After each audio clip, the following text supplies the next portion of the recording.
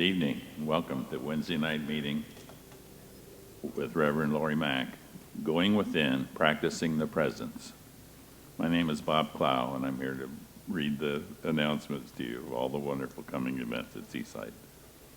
Every Monday from now until August 31st at 6:30 is the Deep Sound Meditation. Over 100 Tibetan singing bowls, gongs, bells, chimes, and harp and flute. All funds benefit and support the Nepal Earthquake Relief Fund. Dress comfortably, bring a blanket and yoga mat. Suggested love offering is $15 or more. I added that. This Friday night at 7:30, there's a special performance, the 25th Annual Putnam County Spelling Bee. This is a musical, two-time Emmy Award-winning show that will be performed right here at Seaside. Fun night of fun and laughter. Tickets at the door or online. June 26th, Dances of Universal Peace with Christine Stevens and Reverend Lori Mack and the Sophilius Band. That's from 7 till 8:30. Simple songs and dances celebrating all paths to God. Suggested love offering, $15. Also, we have now this summer Seaside classes and workshops. June 9th, well, that was yesterday, from the 9th to August 11th, on Tuesday at 6:30, Reverend Bill Salisbury will be leading a class on the roots of science of mind. That's Tuesday night at 6:30 until August 11th. June 15th through July 20th, on Monday night from 6 p.m. for 6 weeks, there's a meditation, a meeting with Tammy Mars. Meditation is more than you think. That's Monday night for 6 weeks, starting June 15th. Also, Tammy Mars, Dr. Shannon Gollop, and Rick Mars have a class, Change Your Thinking, Change Your Life. For more information on that, see the Seaside Bulletin. And a reminder, Reverend Lori would like to have you send to her by email any experiences, realizations, heart openings, ahas, any breakthroughs, experiences that you've had, and you can remain anonymous if you want, but email these to Share My Story with Rev Lori Mack. It's all one word, Share My Story with Rev Lori Mack at gmail.com. And don't forget, next Wednesday night, Going Within, Practicing the Principles with Reverend Debbie McDonald. Now, something to ponder. When you're sad, know this need not be. Depression comes from a sense of being deprived of something you want and do not have. Remember that you are deprived of nothing except by your own decisions, and then decide otherwise.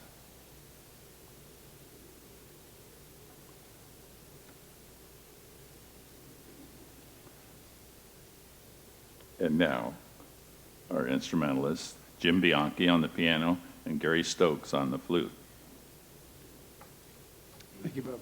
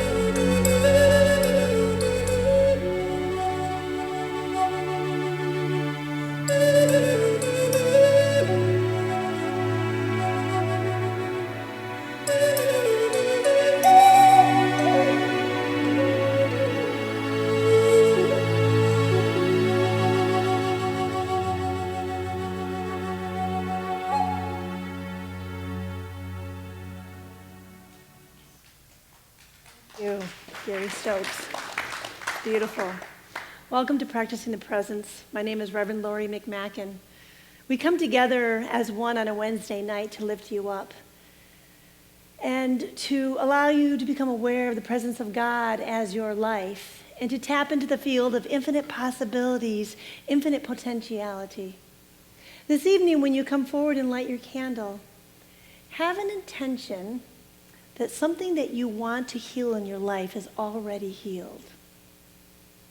So I invite you to come forward and light your candle as we practice the presence together.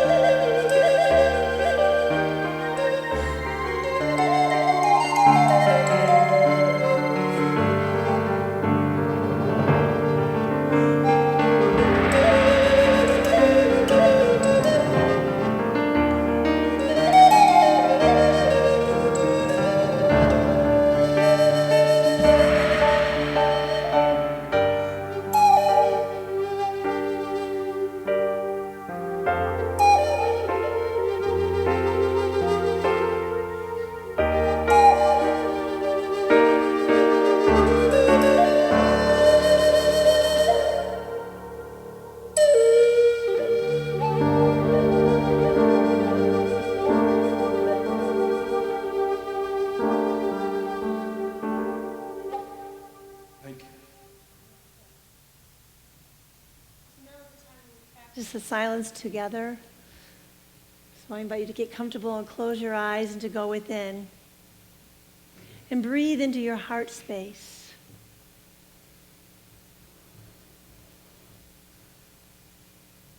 And just breathe into the silence. And think of something or someone that you truly love or you appreciate.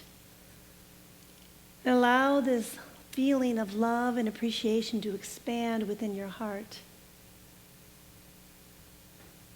And as we practice the silence together, allow this love and appreciate to emanate throughout your whole body. And then allow it to emanate throughout the whole room as we practice the silence together.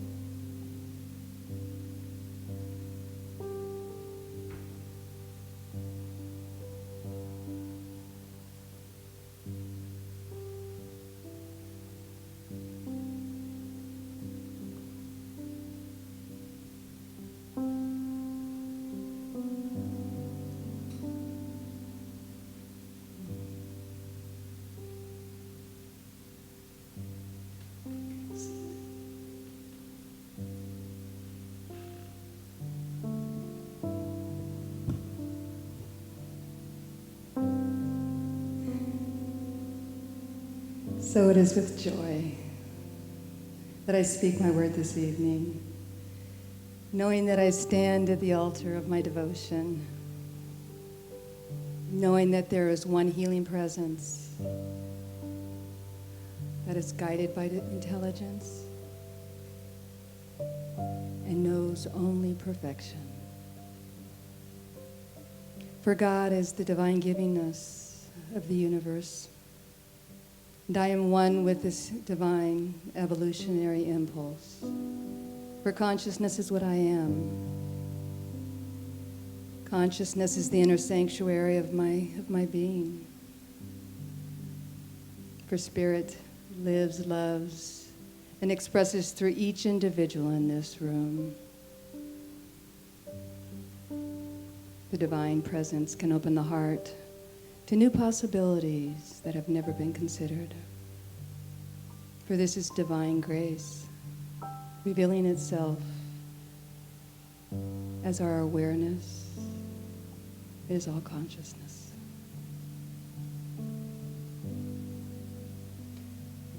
So I know that it is the infinite mind unfolding this service this evening, and Reverend Lori McMacken is in partnership with this divine intelligence, for it is governed by good, for God is all there is. It is our goodness. So I just set my heart free and allow this service to unfold in its own perfection. And so it is.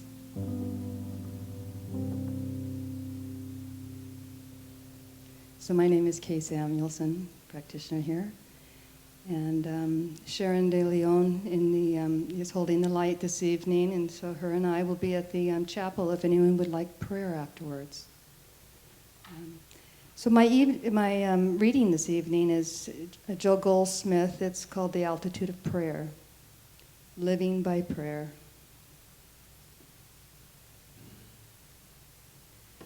To live by prayer means to reach a state of consciousness where we come into conscious oneness with the presence, that inner source, and live with taking thought, without struggle and without striving. Prayer is undoubtedly the highest way of life there is. It was the way of the Master, who not only lived by prayer, but often went away for 40 days and 40 nights of prayer. A life of prayer is a continuous recognition of the spiritual nature of God, the child of God, and the universe of God. Prayer must be a recognition of the spiritual nature of all law as being of God, and therefore spiritual, good, full of justice. This breaks any bondage to material, mental, or medical, or legal laws. Prayer is an attitude of listening. Prayer is a recognition that we do not live by anything in the material realm.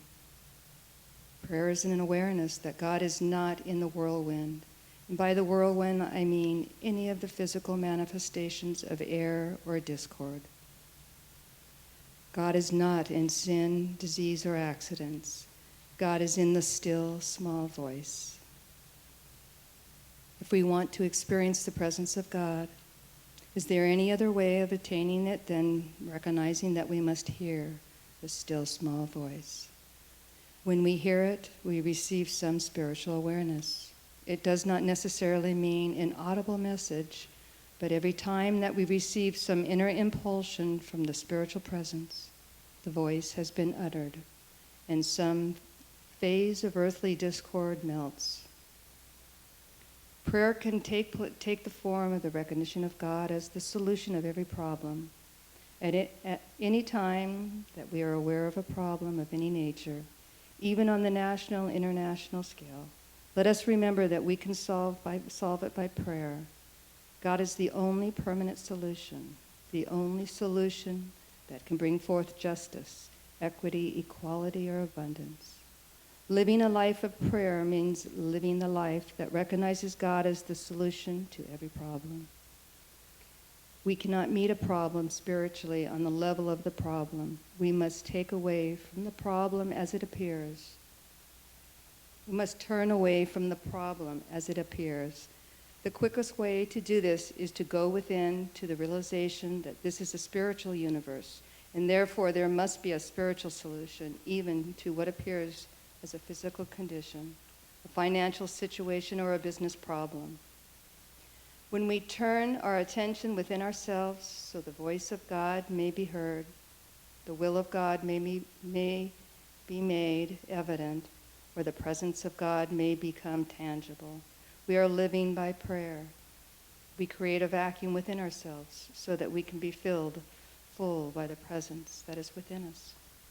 This is prayer.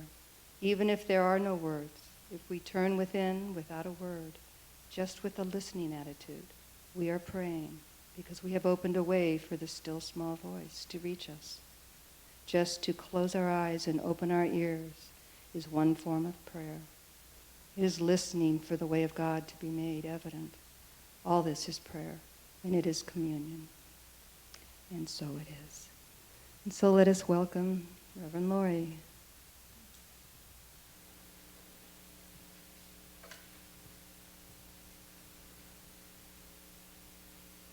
Thank you, Kay.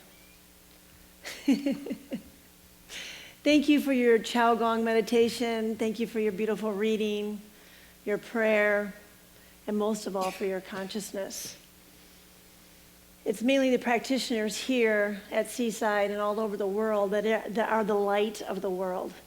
For that is the essence of our teaching, because the practitioner sees all the eternal qualities of God as the eternal reality of life. The practitioner sees with a spiritual eye. For when your eye is single, your whole body is filled with light. And not only do they know that for themselves, they know that for all people around them. For that is the essence of who you are. For we are here in these physical bodies, and we are here to express life energy. We are here to give our gifts and our talents to the world. We are here to recognize that the kingdom of God is within us at every moment. And if we can't recognize that for ourselves, we have these amazing, beautiful practitioners to do that for us. And this week, I have to admit, has been, last couple of weeks have been a little difficult for me because I was sitting with my aunt while she was in hospice and making her transition. And she lived a life of a lot of pain, and it was a very painful death for her. And then I officiated my first funeral on Saturday as a minister, and even though the lady was graceful and beautiful, and she went into eternality in a graceful way, it was still a sense of grieving. And then last night I received a phone call that a family friend had attempted suicide, and he has brain damage, and he may come out of it, he may not. But what it reminded me of is that we are here in these physical bodies, in this physical form for just a short time. And it's important that when we are here that we express our gifts and our talents out into the world. We don't really have any time to waste. Even though we move, there's no beginning and there's no ending, and there's no birth and there's no death, and we move into eternality and we expand, we are here to express love. And we are here to express joy. We are not here to express lack and limitation and dis-ease. We are here to express happiness. For there's a powerful good in the universe, and you can use it. And it is so much greater than you. But how much good can you express? As much as you can embody. How much love can you express? As much as you can embody. And how much joy can you express? As much as you can embody. And I'm not sure if you were at the graduation, but the other day, there was a girl who had the Jackie Sorensen Award, and Jackie Sorensen is Reverend Christian Sorensen's mother, and she was a thriving practitioner. And they give this to a practitioner who has a thriving business, and her name was Susie Lula, Jamie Lula's wife. And when she stood up and spoke, she was so powerful. And what she said is that when you go to a doctor's and you go to a therapist, they are working with the broken you. But when you go to a practitioner, they are working with the you that is already whole. They begin with wholeness in mind. For that is the essence of who you are. And when you have a practitioner that reminds you that you are light and you are love and that you are abundance and that you are the essence of all of life, and they pray that into your life, because there's only one mind, and that is the mind of God. In my mind and your mind, there's one mind. There's one individualized mind, but there's one conscious mind. And the practitioner can heal through the power of prayer in that one mind of God. And that is the essence of who you are. But we have to be willing. We have to be willing to accept miracles in our life. And we have to be willing to accept divine synchronicity in our life. And we have to be willing to accept a prayer. When someone opens their mind and knows the truth for us, we have to accept that in our life. And when we accept that in our life, we allow the presence of God to flow through us, and we allow a healing to occur. Because what I know with this teaching, that anything can be healed through the power of prayer. There is a well-known minister named Mary Mann Morrissey, and right now she works out in the world in her ministry. But at one time she started ministry in her home, and she had 12 congregants, and then she continued to move up, and all of a sudden she had 2,000 congregants. And all her colleagues and her, they decided that they wanted to make a mega church. And they wanted their own building, and this was going to cost $15 million. So this was the 10-year plan. But her friend, Reverend Jack, said to Mary, I know this is the 15-year plan, but do you believe that we can do this in 1 year? And she said, no, I don't think so. We have $40,000 in our building fund. I don't think we can raise $15 million in 1 year. He said, you know that I have the power of believing. Would you believe if I believed that we can do this in 1 year? And she knew his power. And she said, I think I could believe if you believe. So he prayed, and they worked on it. Extraordinary things happened, and miracles came together. In 10 months, not 10 years, they raised $15 million, and they had their mega church. So it is the power of the one mind of God that's always in activity. But we have to be willing to open our hearts and willing to open our minds to the one that is praying. And if there's only one mind, one person in the room where they see with the spiritual vision, then their whole body is filled with light, and everyone in the room can be healed. For that is the power. And I am very excited this evening because I have 2 miracles that I want to talk to you about. A couple of congregants came to me and shared their stories, and they're very beautiful and they're very, very exciting. One of them, this gentleman, in 1983, the doctors told him that he had a progressive degenerative disease. In this disease, there was no cause for the disease, and there was no cure for the disease. So the doctor told him, in 8 to 10 years, you are going to die. Well, you can imagine what you would feel like if you heard that. And at the time, he was a workaholic. And so he decided that he was going to stop working. He was going to stop working, and he was going to start living. And he had a bus. And he renovated that bus, and he made it into a mobile home. And he had 4 children and his wife. And what they did is they went across country in that bus, and they went to every amusement park that they could find and just had a really good time. And then when he came home, what happened is he opened his heart up, and he recognized that he wanted to know more about God as his life. And divine synchronicity happened, and what happened is that someone invited him to a prayer circle. And in this prayer circle that lasted 2 hours, they would sing songs, and they would talk, and they would cry. There was many boxes of Kleenex. And the lady that held the circle, she saw everyone as a spiritual being. She saw the truth of who they were, and she would pray for them. So every week for 1 year, he went to this prayer circle. And after a year, he started expanding his consciousness, and he started to read a book called Love is Letting Go of Fear by Jerry Jampolsky. And this book was basically based on the Course of Miracles teaching. And so he started to open up to unconditional love and to be of service to his people. And so when he started being of service to his people, his life started to open up. And then in San Francisco, the author of the book was having a retreat. He went to the retreat center, and he was of service to everyone at the retreat. And he also took the classes, and he continued to expand his mind in the consciousness of God as his life. And then he went to a meeting. It was something like a S meeting, but it was PSI. And in that meeting, for the first time, he heard that you do not have to be a victim of circumstances, that you can take responsibility for your life and you can control what is happening in your life. Because he felt like his life was a ping pong, and wherever it lands in the water and wherever it floats was going to happen to him, but he had no control. And so when he recognized that he had control of his life and he was no longer a victim, he decided that he wanted to live.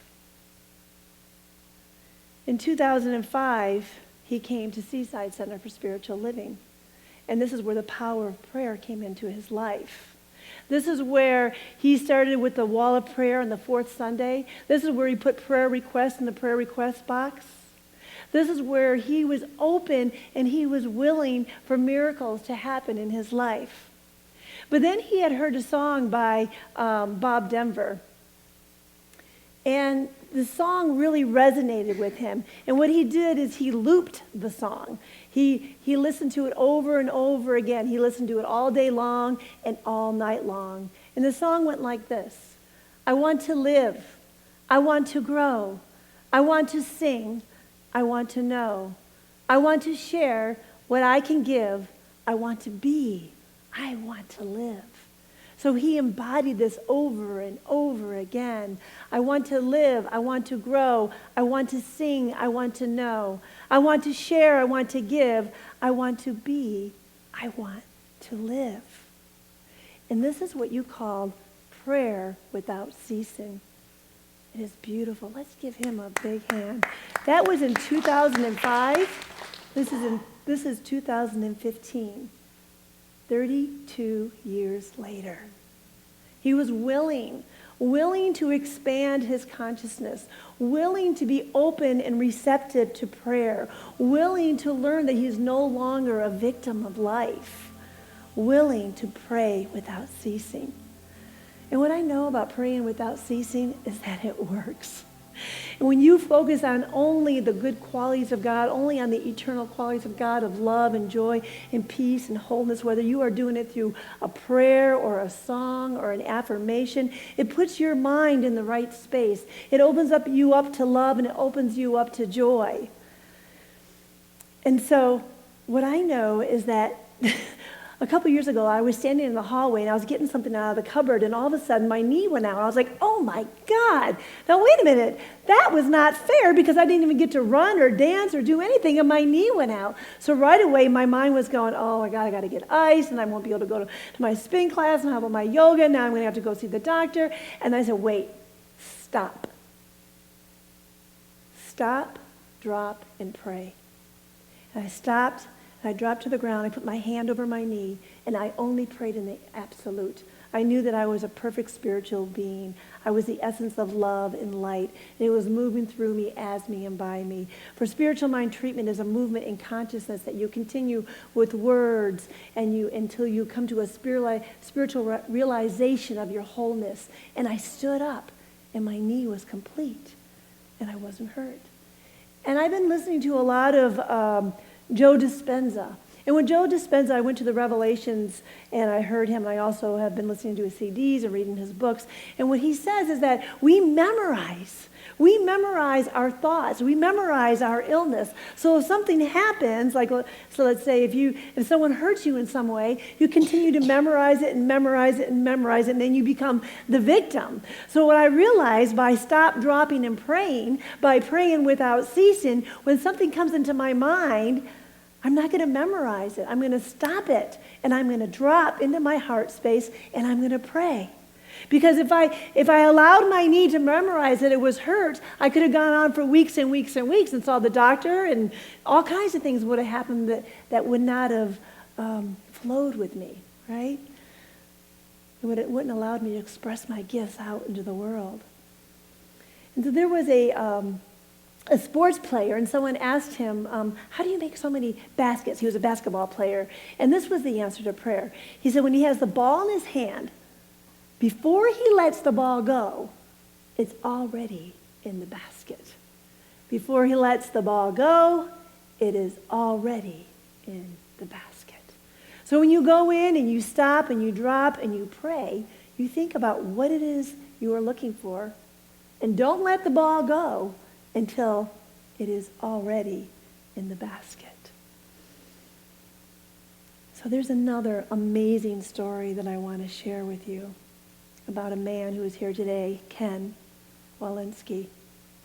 In 2005, he was living in Chicago, and he was diagnosed with pulmonary fibrosis, which is a terminal lung disease. And the only way to treat this was to have a lung transplant. However, the doctor told him that he was 65 years old, and they don't give transplants to anyone who is 65 and older. Now, if you sit down and you talk with Ken and you ask him, like if you were writing a book of your life, what would you call the name of your life story? And the name of his life story would be called Divine Synchronicity. And he said, I don't know why, but throughout my whole life, I've always had miracles happen to me over and over and over again. And he really didn't understand why. But the important thing is that he was willing to receive another miracle, right? He was willing to receive prayer. He was open for options. So he lived in Chicago, and he decided to move to the land of milk and honey, San Diego, right? I lived in Michigan, so I can say that. And so he moved here, and while he was here, his realtor actually comes to Seaside. She's a member here. And she introduced Ken to Seaside. And during this time, Ken was praying on the wall of prayer on the fourth Sunday of the month, and he had prayer requests in. And of course, he had Christian, a great consciousness of him, praying for him all the time. Last year in 2014, he started to degress, and he lost 30 pounds, and he was on oxygen. And it was looking pretty bad. And he went to the doctor, and the doctor said, you know, the only thing we can do for you right now is to give you a lung transplant. He said, what? My doctor in Chicago said there's no way I can have a lung transplant because I was 65 years old, and I'm 70 today. He said, oh, well, that's just one factor. You have to have a good kidney, and you have to have a good heart, and your teeth have to be really good. He said you have like 3 months of testing, and then they have to examine your file, and there's a panel, and they'll decide whether they're going to put you on the list. Well, of course, he has nothing to lose, so he decided to go through with it. The only thing he's thinking in his mind is that for 70 years, he's been eating glazed donuts every morning. He wasn't sure if he was going to pass the test. But what I know about him, divine synchronicity was always happening, and he was expecting a miracle. He did pass the test, and he was put on the list for a transplant. Did you know that 21 people every single day die waiting for a donor? And in the year 2017 or 2015, there is going to be 7,700 people that will die waiting for a donor.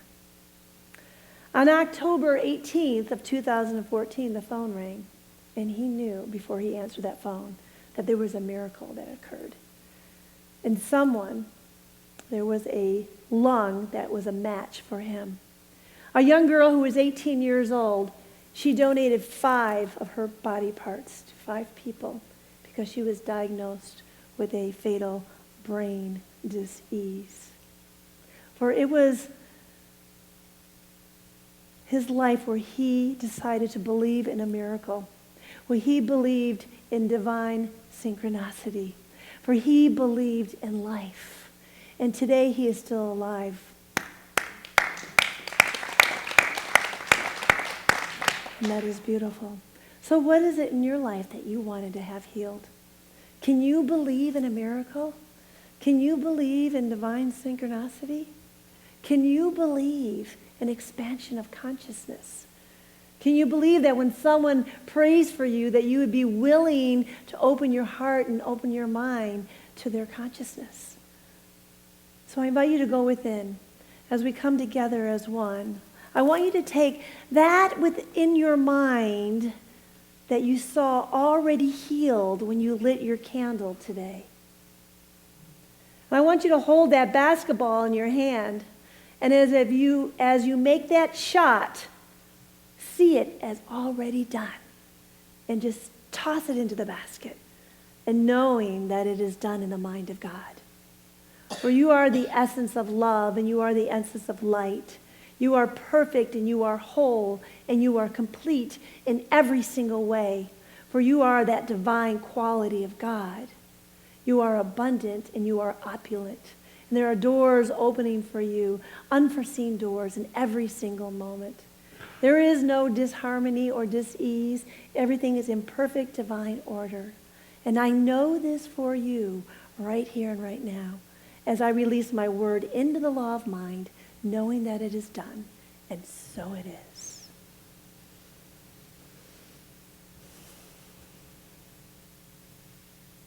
And we have a guest artist, right, Ed? But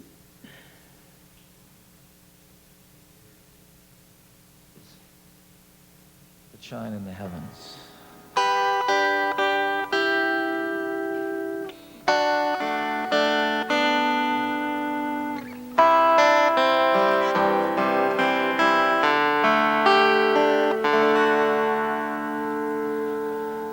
There were children raised in sorrow on a scorched and barren plain. There are children raised beneath the golden sun. There are children of the water and children of the sand, and they cry out through the universe, their voices raised as one. I want to live, I want to grow, I want to see, I want to know, I want to share what I can give, I want to be, I want to live.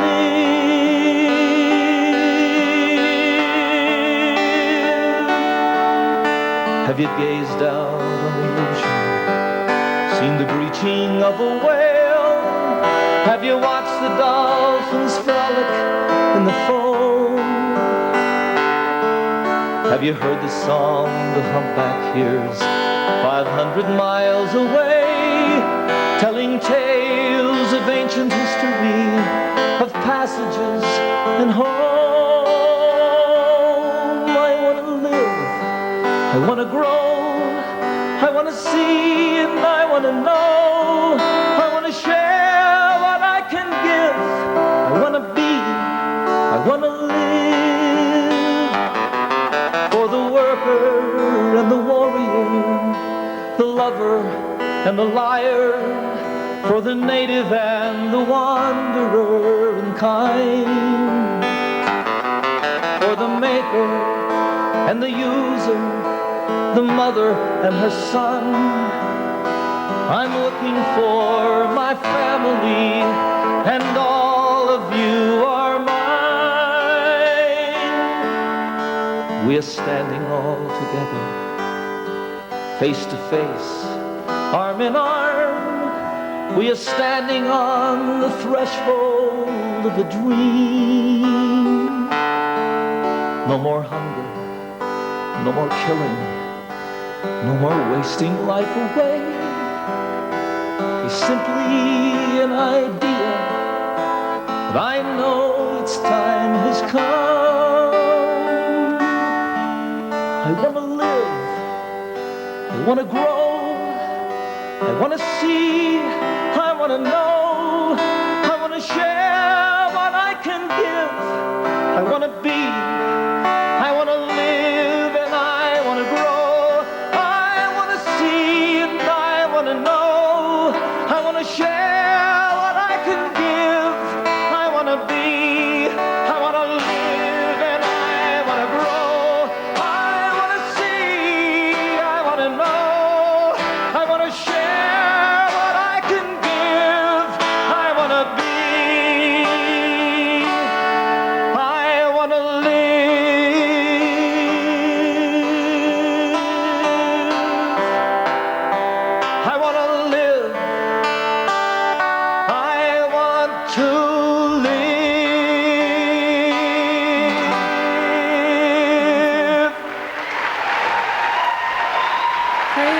ceasing. So now is the time when we practice giving. I invite our ushers to come forward. And please take your gift out. So your gift does good work in the world. This gift expands the consciousness and the love at Seaside as we grow and expand in the awareness of God as our life. And may we have the affirmative giving affirmation. We're working at hard today.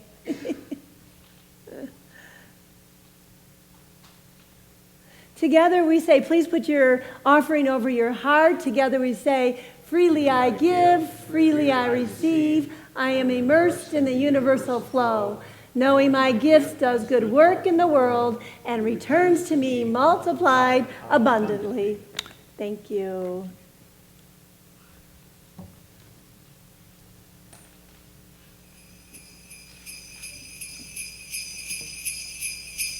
No, not fine.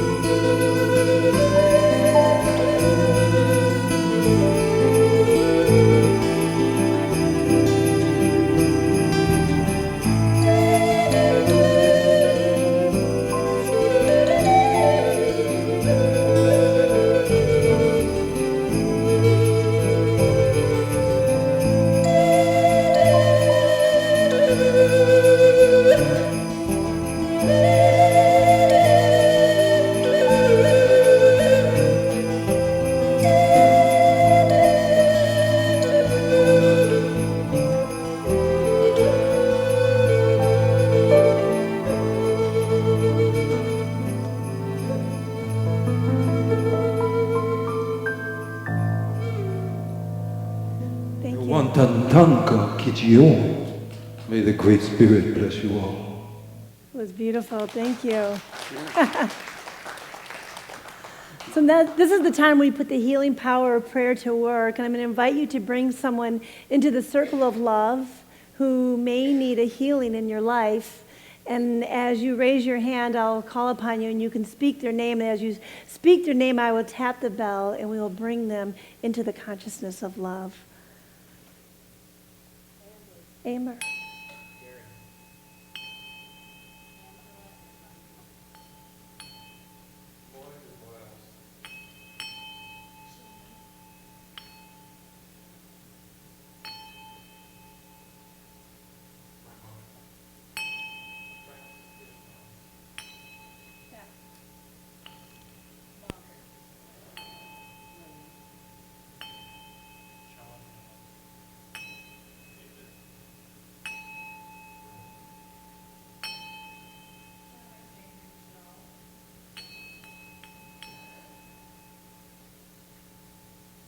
I'm going to bring Brett into the room.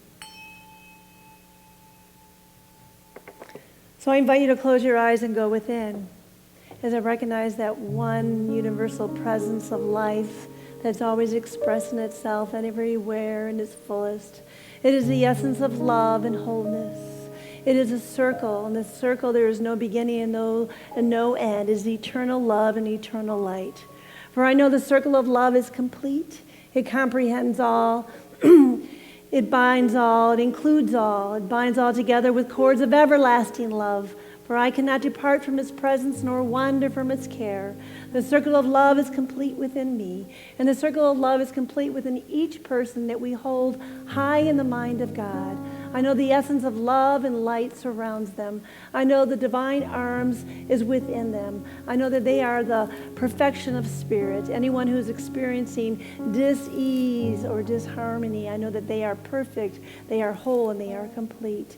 Anyone who is experiencing lack or limitation, I know the world is abundant and the world is theirs right here and right now. For there is infinite possibilities and infinite opportunities in their life right here and right now. For I'm grateful for this divine healing. I'm grateful for this divine knowing for each person in this circle of love as I release my word into the law of mind, knowing that it is done, and so it is.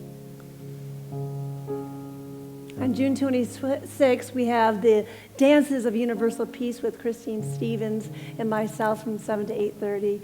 Simple songs and dance, celebrating all paths to God. And could we have the universal blessing? So I invite you to stand up as we speak our universal blessing together. Together we say, "Oh, may all beings be well and happy. May all beings be free from strife. May all beings return to love. Peace be with you forevermore." Okay, why don't you come up? Here we go. Blessed always, blessed always, for the arms of God surround us. Let our joys be so triumphant that we rest in God and say amen. Again. Blessed always, blessed always, for the arms of God surround us. Let our joys be so triumphant that we rest in God and say amen. Let our joy be so triumphant that we rest in God and say amen. Seaside, may you walk in peace. And I forgot to thank all the people who put this together. Thank you very much. And so it is. And so it is. And Ed, if you play track 3, we'll do one more song to end the